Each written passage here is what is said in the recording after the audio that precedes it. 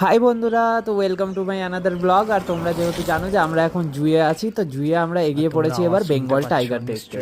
তো যাই হোক, আমরা এবার বাঘের একটা পৃথিবীতে মানে যাই হোক একটা মানে আবহাওয়া আলাদাই থাকে বাঘের জায়গায় আসা।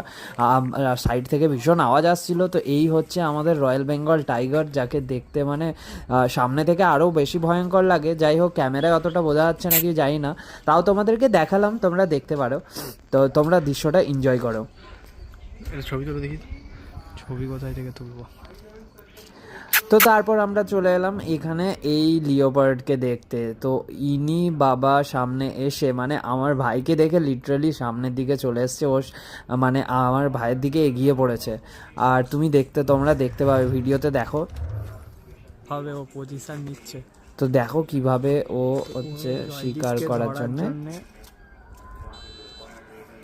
পজিশন নিচ্ছে।